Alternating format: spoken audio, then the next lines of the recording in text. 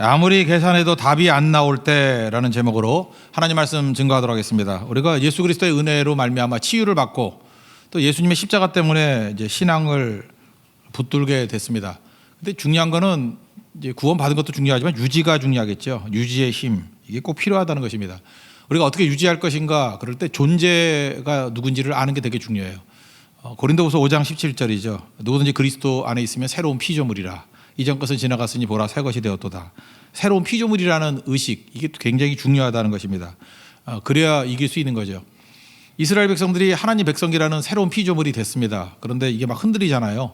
지금 오늘 민수기 11장에도 보면은 이게 마귀의 공격으로 해서 흔들리는 모습들이 있습니다. 세 가지 점검해야 돼요. 나 점검해야 되고, 너에 대한 관계 점검해야 되고, 하나님과의 관계 점검할 때 유지된다라는 거죠. 첫 번째는 자기 자신인데, 과거 회귀의 본능이 있습니다. 상처 있기 때문에 그래요. 모든 상처의 특징은 뭐냐면 과거에 뿌리를 두고 있다라는 것입니다. 그러니까 철저하게 과거에 묶여있는 인생이에요. 지금도 어떤 이상한 행동을 하는 걸 보면 지금의 문제가 아닙니다. 과거의 상처가 지금의 행동을 결정짓는 거예요. 참 안타깝죠. 본인도 압니다. 과거 때문에 그러는 거. 근데 끊지를 못하는 것들이 있더라는 거예요. 그때마다 새로운 피조물이다. 피조물은 미래를 향해서 나아가죠. 왜냐하면 새로운 피조물은 사명이 있기 때문에 구원받고 사명 주셨잖아요. 그래서 새로운 피조물이라는 의식을 갖고 미래를 향해 나아가느냐, 아니면 상처 때문에 과거에 묶여 있느냐, 그 차이가 있다라는 것입니다. 이스라엘 백성들, 하나님 백성 새로운 피조물 만드는 거 순식간에 만들었잖아요. 근데 마귀가 또 공격을 하죠. 과거 회개하게 만들도록. 상처가 있기 때문에 그렇습니다. 조금 어려움 생기니까 과거 회귀 본능이 생기잖아요. 애굽이 좋았대요. 애굽에서 왜 나왔죠? 죽겠습니다, 못 살겠습니다. 그래서 울부짖어서 하나님이 건져주신 거 아닙니까? 아들 낳으면 나일강에 다 죽이고, 살만하지 못하잖아요. 맨날 끌려가가지고 벽돌 만들게 만들고, 지푸라기도 안 주고, 진짜 죽지 못해 사는 인생들 아니었습니까? 그런데 그런 거 싹 잊어버리고 애굽 때가 좋았대요. 근데 이건 거짓말이에요. 기억력이 이렇게 없는지. 금붕어 기억인 것 같아요. 5절과 6절 한번 읽겠습니다. 시작. 우리가 애굽에 있을 때에는 값없이 생선과 오이와 참외와 부추와 파와 마늘을 먹은 것이 생각나거늘 이제는 우리의 기력이 다하여 이 만나 외에는 보이는 것이 아무것도 없도다 하니. 지들이 언제 생선, 오이, 참외, 부추, 파, 마늘, 이거 굉장히 비싼 양념이거든요. 이런 거 넣고 언제 먹었어 지들이? 그리고 또 거의 값없이, 일단은 먹은 적도 없고, 두 번째 값없이 줄 리가 없죠. 종들 아니에요. 노예한테 누가 이거를 줘요? 주인이 먹는 걸 봤다 그러면 이해가 되죠. 근데 자기들이 먹었대. 이런 멍청이들이 어디 있겠어요. 우리가 항상 그렇게 생각한다는 거예요. 과거에 대해서 있지도 않은 것들, 자기가 상상했던 것들을 현실이라고 생각하면서 돌아가려고 하는 생각이 있다라는 것입니다. 이게 욕심이거든요. 그래서 그것 때문에 막 울더래요. 너무 비현실적이죠. 있지도 않을 일 같고 그게 현실인 줄 알고 막 울었대요. 엄청 울었답니다. 10절을 보니까 우는 것을 모세가 들었다. 그리고 13절에 보니까, 13절 한번 읽겠습니다. 시작. 이 모든 백성에게 줄 고기를 내가 어디서 얻으리이까? 그들이 나를 향하여 울며 이르되 우리에게 고기를 주어 먹게 하리라 하라 하온즉. 하나님께서는 필요를 채우십니다. 필요는 만나잖아요. 그러니까 하나님께 필요를 구하는 거 즉각 주셔요.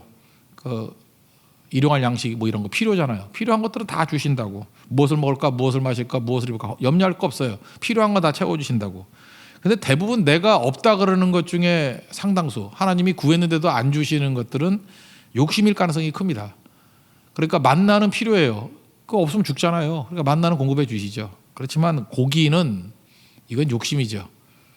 자기가 먹고 싶어서, 그죠? 이게 욕심 부리는 거라는 거예요. 그러니까 여러분들 기도할 때도 항상 점검을 해야 될 게 뭐냐면, 내가 이게 필요를 구하는 건가, 욕심을 구하는 건가. 잘 모르면 구하세요. 구하면은 하나님이 주시는 건 필요고 안 주시는 건 욕심일 가능성이 커요.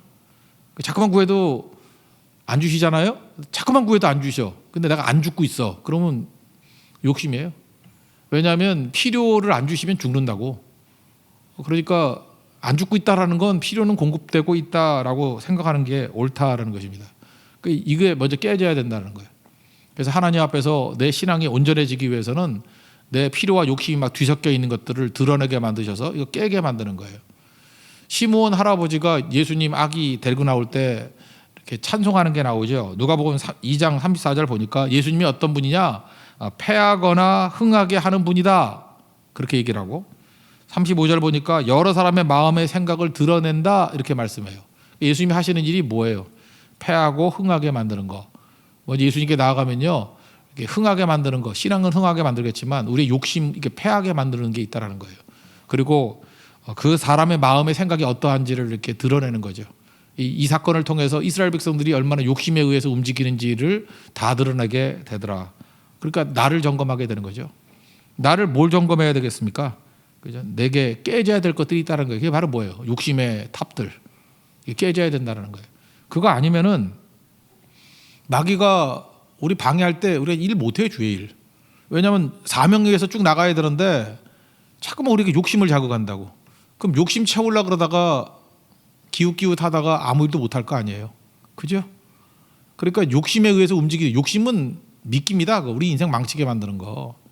욕심으로 살면 안 돼요. 그래서 약간 청밀하게 사는 게 좋다고요. 왜냐하면 욕심을 좀 과도하게 줄여버릴 필요성이 있어요. 그래야 사명을 향해서 직선의 인생을 살 수 있고, 그래야 부작용이 없다고요. 그래서 오늘 이 사건을 통해서 과거 회귀 본능은 사실 욕심이라는 거예요. 욕심이 깨져야 된다. 하나님께서 내 필요를 채워주신다는 것을 점검하는, 그러니까 나 자신을 점검하는 1차적인 그런 모습이 있어야 된다는 것입니다. 그래야 신앙이 쭉 유지가 된다는 거예요. 두 번째 내용은 뭐냐 하면은 이제 너와의 관계죠. 나 점검됐으니까 너와의 관계, 동역해야 된다는 것입니다. 그런데 모세의 약점은 혼자 뛰는 거예요. 이거 쉽게 이야기해서 모세하고 다윗하고의 차이점이 무엇입니까? 모세도 굉장한 믿음을 갖고 있죠. 근데 모세의 믿음은 이상하게도 공적 자산이 되질 않아요. 자기 혼자 믿는 거야, 자기 혼자. 높은 데 있어서 그런가 봐요. 뭐 낮아진 적이 광야에서 있었지만 계속 높은 곳에 있으면서 백성을 만났잖아요. 그러니까 이게 공적 자산화 되지를 못하는 거예요. 반면에 다윗은 어떻습니까? 아둘람굴을 비롯해가지고 이게 팍 밑으로 내려오잖아요. 내려와서 다윗이 겪었던 경험, 그걸 공적 경험으로 만들어버려요. 다윗이 가지고 있던 믿음, 이걸 공적 믿음으로 만들어버린다고. 다윗의 승리, 이걸 공적 승리로 만들어버려요. 그래서 하나님께서 다윗을 그렇게 기뻐하신 거라고요. 다윗 한 사람에게 부어주셨던 은혜가 거기서 그치는 게 아니에요. 다 이스라엘 전체의 은혜가 돼버리고 다윗에게 주셨던 그 예배의 능력이 이스라엘 전체 예배의 능력이 되는 거예요. 다 공적 자산이 돼버린 거라고. 그러니까 모세하고 다윗을 비교한다 그러면 다윗 모델 따라야죠. 우리에게 주신 모든 것들을 공적 자산으로 만드는 거. 그러기 위해서 필요한 게 뭐죠? 동역이라고요. 모세는요, 이게 성격이 약간 우울질적인 성격이거든요. 그래서 혼자 다 하는 거야. 완벽주의자. 옛날에도 혼자 뛰다가 그 장인이 와서 이도로가 너 혼자 뛰면 어떡하냐. 누가 출애굽기 18장에 나오잖아요. 너 과부 만들 일 있냐? 그러면서 동역자 세우라, 그런 얘기 나오죠. 근데 여기 또 나오잖아요. 그러고 난 다음에도 또 잘 의지 안 했던 것 같아요. 혼자만 뛰었던 것 같아요. 그러니까 잠깐만 이렇게 디프레션 생기고 눌리게 되는 거죠. 지금도 보면요, 모든 걸 혼자 뛰고 혼자 책임지고 홀로 뭐 하려고 그러다 보면 이 모세 신드롬이에요. 그래서 동역 안 하기 때문에 침체될 가능성이 아주 크다라는 것입니다. 하나님께서 원하시는 건 뭐냐면 동역자 세우고 동역자와 함께하면 된다라는 거죠. 그걸 꼭 붙들어야 된다라는 것입니다. 14절부터 15절까지 한번 읽겠습니다. 시작. 책임이 심히 중하여 나 혼자는 이 모든 백성을 감당할 수 없나이다. 주께서 내게 이같이 행하실진대 구하옵나니 내게 은혜를 베푸사 즉시 나를 죽여 내가 고난당함을 내가 보지 않게 하옵소서. 이거 분명히 우울증이에요. 이 정도면 이게 우울증에 빠진 거라고. 왜 우울증에 빠졌죠? 나 혼자 남았다. 나 혼자 짐 짊어진다. 그러니까 하나님을 믿긴 믿는데 은혜 주십시오. 은혜 주는 게 뭐예요? 죽여달라. 제가 뭐 정몽주예요. 뭐 독야청청하게. 근데 엘리야도 마찬가지죠. 혼자 있다. 내가 다 짊어진다. 그러니까 문제가 되는 거죠. 그 다윗은 이런 거 별로 없잖아요. 다윗은 죽여달라 그런 거 없잖아요. 사실 죽을 위기에 처한 게 다윗이 더 많았는데 다윗이 뭐 죽여달라 그러는 거 있어요? 다윗은 죽여달라 그러지. 저놈들 죽여달라고. 다윗은 달라요, 그죠? 언제나 싱싱하다고. 왜 그러냐면 항상 동역자들이 있었기 때문에 죽긴 왜 죽어, 그죠? 같이 나누고 같이 살고 같이 뛰기 때문에 그렇다라는 것입니다. 그래서 하나님께서 너무 답답해가지고 야 70명 세워라 그렇게 얘기하잖아요. 혼자 뛰지 말고.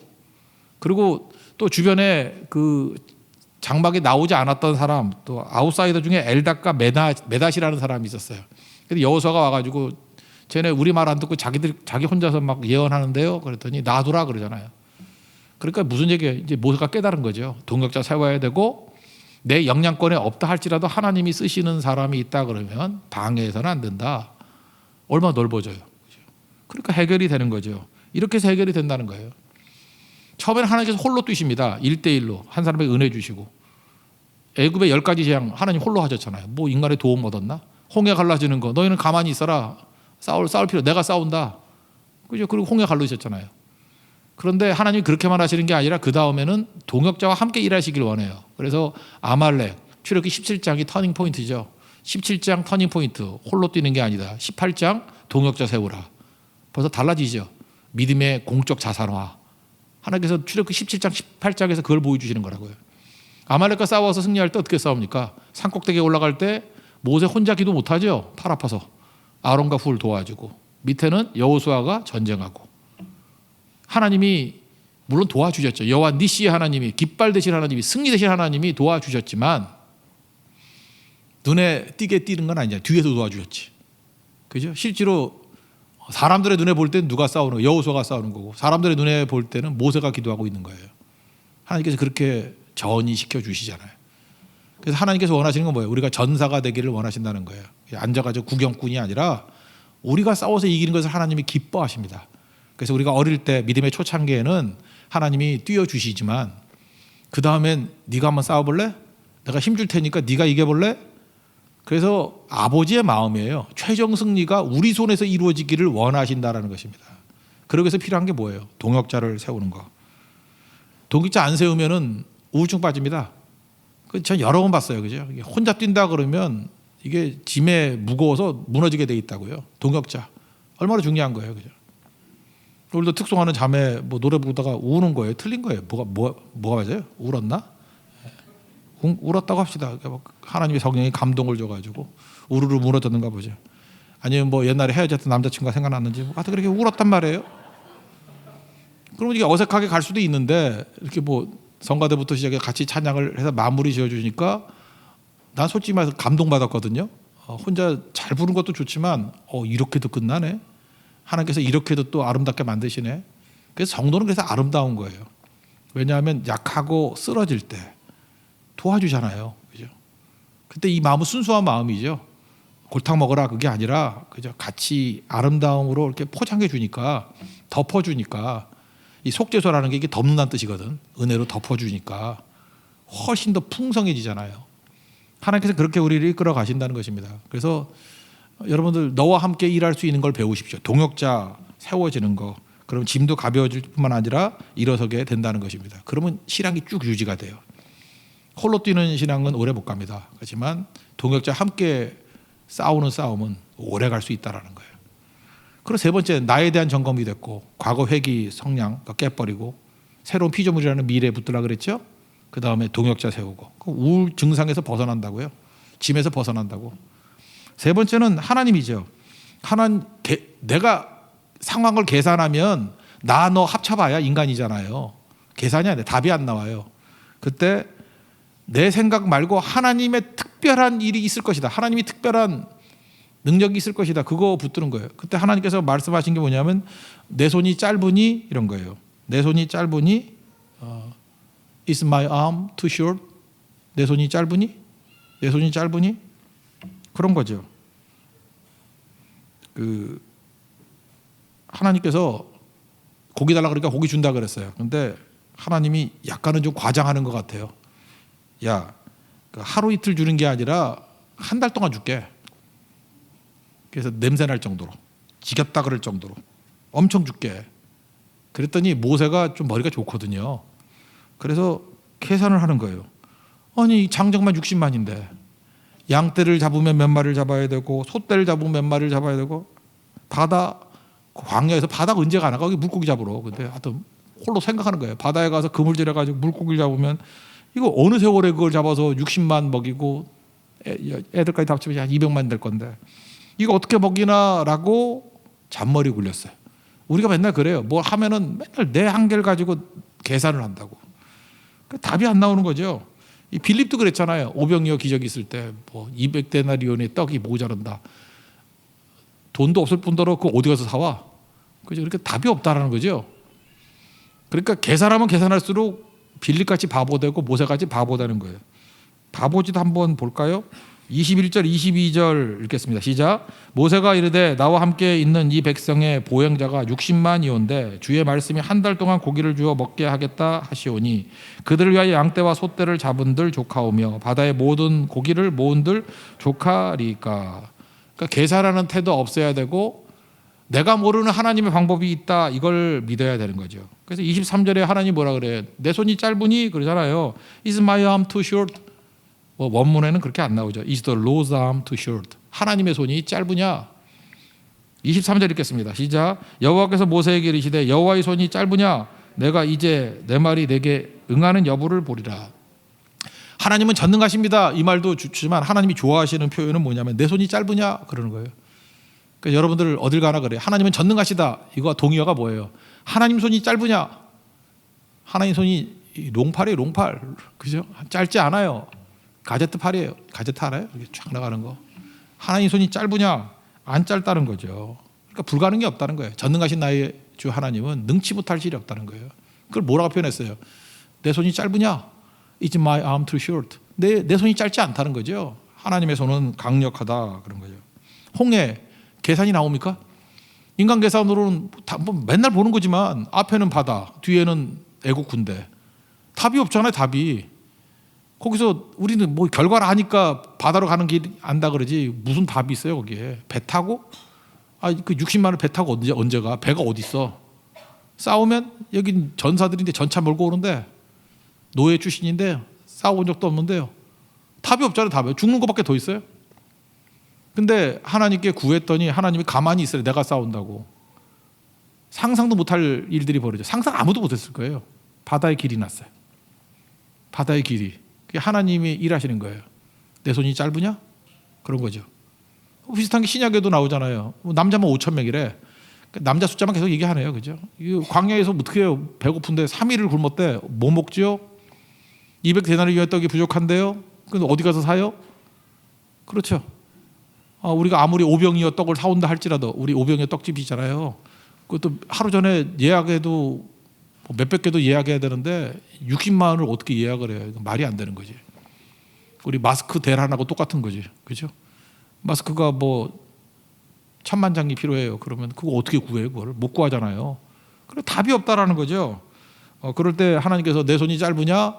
그러면서 그 하나님이 일하시는 방법, 이건 상상을 못했을 거라고. 성령의 새바람이죠. 바람을 막 불어가지고 메추라기를 몰아온 거예요. 새들. 두비기시니까 90cm 위에 못 날게 쭉 못 날게 만들고 90cm 위에. 그리고 잡수시래 거기서. 여기서 성경에 제가 옛날에 그랬죠. 제일 큰 단위가 에바인데 에바는 22리터예요. 그러니까 우리 2리터짜리 페트병 있죠. 페트병의 10개 정도가 에바예요. 에바는 룻기에서 많이 나오죠. 뭐 몇 에바, 그러니까 굉장히 많이.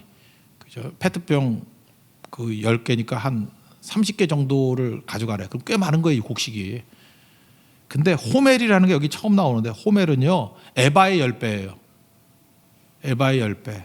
그러니까 2리터짜리가 그러니까 정확히 2.2리터예요. 그 100개. 10개가 에바, 그 다음에 그거 100개가 호멜. 그럼 따져보니까 그 한 근이 600g 아니에요. 그러니까 6, 4, 24, 2.4리터 정도로 계산하면은 끼당 4끼를 4근을 3끼를 먹어야 돼. 하루에 12근. 남자들 하루에 12근 먹을 수 있어요? 그래도 좀 남어. 계산이 안 돼요? 소고기 좋아하죠. 근데 끼당 4근을 먹어야 돼. 한 사람당. 여자도 4근을 먹어야 돼. 확진자 되겠지 다. 그죠? 그 12근을 하루씩 먹어도 남아요. 그렇게 주셨대요. 한 달 동안 먹을 거. 이게 100이니까 100배니까 30일을 치면 90 정도인데 한 10개가 남아 그래도. 그러니까 하루에 한 13근, 14근 정도 먹어야 돼요. 먹을 수 있어요? 그러니까 말도 안 된다 그런 거죠. 하나님이 이렇게 채워주신다고요. 그러니까 뭐 인간적인 생각을 가지고 답이 없어, 불가능해 이런 소리 하지 말라고요. 그냥 하나님이 하시면 돼 그러는 거죠. 뭐 그것도 아니면은 그냥 세상 사람들 잘 못 알아듣게 여호와의 손이 짧으냐 그러면 되는 거예요. 여러분 말버릇이 됐으면 좋겠어요. 뭐 하다가 잘 안 되면은 애들이 잠깐 뭐라고 징징대면 여호와의 손이 짧으냐 그러면 되는 거예요. 하나님은 능치 못하실 일이 없다 그 얘기예요. 우리 교회 성도들이 정말 관용어가 됐으면 좋겠어요. 뭐 하다가 안 된다 그러면 여호와의 손이 짧으냐. 하나님이 능치 못할 일이 있느냐. 하나님이 다 하신다고 믿습니까? 이거를 점검해야지 우리 믿음이 유지가 될 수 있다는 거예요. 나, 너, 하나님에 대한 거. 그 내용 한번 읽어봅시다. 31절부터 32절까지 읽겠습니다. 시작. 바람이 여호와에게서 나와 바다에서부터 메추라기를 몰아 진영 곁 이쪽 저쪽 곧 진영 사방으로 각기 하루길 되는 지면이 두 기빗쯤에 내리게 한지라. 백성이 일어나 그날 종일 종야와 그 이튿날 종일토록 메추라기를 모으니 적게 모은 자도 10호멜이라. 그들이 자기들을 위하여 진영 사면에 펴 두었더라. 그러니까 조금 전에 얘기했던 거죠. 그래서 믿음을 유지하기 위해서는 나를 점검하고 너를 점검하고 동역을 점검하고 하나님의 능력, 여호와의 손이 짧으냐, 우리의 계산과 상관없는 하나님의 새로운 길이 있다는 것을 믿는 거, 그러면 흔들림이 없다라는 것입니다. 이 민수기 11장을 제가 왜 삶았냐면은 그 큐티라는 거 있죠. 큐티 말씀 묵상, 큐티 콰이어 타임이라고 그러는 거. 1882년에 캠브리지 대학의 후퍼하고 노슨이라는 교수가 처음 시작했다 그래요. 큐티 운동의 뭐 창시자 이렇게 얘기를 하죠. 그 사람들이 민수기 11장 보고 큐티 시작한 거예요. 그러니까 말씀 묵상을 민수기 11장을 놓고 시작한 거라고. 지금 오늘 이 말씀이에요. 그래서 여러분들이 말씀 묵상의 시작, 새벽 기도의 시작이 되었으면 좋겠어요. 그게 뭐였냐면 이들이 보니까 광야 훈련이라는 건 반복이라는 거예요. 반복. 그래서 하나님께 무슨 일을 반복 훈련시켰냐 하는 거죠. 그래서 그 신약 그 헬라어의 피스토스라는 단어가 믿음이라는 단어거든. 피스토스라는 단어에서 이 프랑스 말, 프랑크족들, 게르만족에서 프랑스 말에서 피스톤이란 말이 나온 거예요. 그래서 영어로도 피스톤이라는 말 쓰죠. 피스톤. 계속 반복하는 거. 그죠? 그래서 신앙이라는 건 뭐냐 하면은 계속 반복할 수 있는 힘이에요. 피스톤. 피스토스, 피스톤. 그 어원이 그렇게 돼 있어요. 헬라어에서 프랑스 말로 갔다가 영어로 간 거예요. 그렇게 된 거라고. 그러니까 뿌리는 반복이 가는 거예요. 뭘 반복시켰느냐? 이 후퍼 교수와 도슨 교수 세 가지를 얘기했어요. 첫째는 회막, 두 번째는 구름기둥, 물론 불기둥 합친 거예요. 회막, 구름기둥, 만나. 이 세 가지를 계속 반복시켰다는 거예요. 40년 동안. 이게 신앙 유지하는 힘이다. 그래서 여기서 이제 큐티가 나온 거예요. 회막은 뭐냐? 예배죠, 예배. 그래서 예배를 통해서 회복이 되는 거예요. 치유되고 회복이 되는 거예요. 치유와 힘. 예배는 치유받고 힘 얻는 거예요. 상처가 치유받고 힘 얻는 거예요. 과거 회기로 돌아가는 이것들이 치유받아요. 그리고 새 힘을 얻는 거예요. 그리고 구름기둥은 아다시피 인도함이죠. 이걸 기도로 연락했어요. 기도. 내 길을 인도해 주세요. 그리고 만나는 뭐죠? 매일매일에 먹고 공급받는 거예요. 순종을 통해서 공급받는 거. 그래서 이 세 가지 훈련이 계속 이루어져야 된다라고 하면서 이 말씀, 민수기 11장의 말씀과 디모데전서 4장 6절 7절 보니까 주님의 제자들 뽑은 얘기를 하면서 경건에 이르도록 내 자신을 옛날 성경이 연습하라라고 돼 있고 연단하라, 디시플린, 연단하라 이렇게 번역이 돼 있어요. 반복하라는 뜻이에요. 연습하라. 피스토스. 이렇게 믿음 가지고 반복적인 일을 계속 해야 된다는 거예요. 그럴 때 하나님께서 그 믿음이 유지되도록 만드는 거. 옛날에는 믿음 생활이 막 업앤다운이 심했잖아요. 그죠? 뭐 잠이 든다, 뜨거웠다 찼다, 업앤다운, 냉탕, 온탕 왔다 갔다. 근데 이분들이 이 민수기 11장 또 디모데 전서 4장에 나오는 말씀을 통해서 말씀 묵상 운동을 벌인 거라고요. 그래서 업앤다운이 없이 끊임없이 신앙의 승리를 유지하게 만드는 힘, 바로 여기에 있었다는 것입니다. 우리도 배워야죠. 여러분 새벽 기도부터 시작합시다. 우리 교회는 큐티보다는 새벽 기도잖아요. 그죠? 뭐 같은 원리예요. 예배. 그리고 거기서 기도하면서 인도함을 받잖아요. 구름 기둥으로 인도함 받고. 또 필요한 게 무엇입니까? 공급이에요. 하나님께서 우리에게 필요를 공급해 주십니다. 그래서 예배를 통해서 그 회복이 되고 구름 기둥을 통해서 방향을 잡는 거예요. 사명이 무엇인지. 근데 방향 잡아서 갈라 그러는데 힘이 없잖아요. 만나의 공급을 받는 거예요. 이것을 매일매일 반복하는, 매일매일. 그게 큐티 운동이었고, 그게 말씀 묵상 운동이었고, 그게 신앙 유지하는 훈련이었다라는 거예요. 여러분들 그 길로 나아가서 날마다 승리하는 우리 하나님의 종 되기를 바랍니다. 그래서 결국은 큐티 운동, 이 말씀 묵상 운동, 새벽기도 운동의 핵심은 뭐냐? 내 자신이 새로운 피조물이라는 것을 예배를 통해서 깨닫는 것이고, 또 하나는 뭐예요? 동역자와 함께 믿음의 공적 자산화시키는 거예요. 다 같이 모여서 함께 성장하는 거예요. 그리고 궁극적인 건 무엇입니까? 여호와의 손이 짧으냐? 하나님께는 능치 못하시 없다는 것을 깨닫고 그것을 현실 속에서 드러내게 만드는 삶. 그게 성도의 삶입니다. 그런 승리를 맛보는 믿음의 종 되기를 축원합니다. 자리에서 일어나겠습니다. 주가 일하시네 찬양하겠습니다. 날이 저물어 갈 때.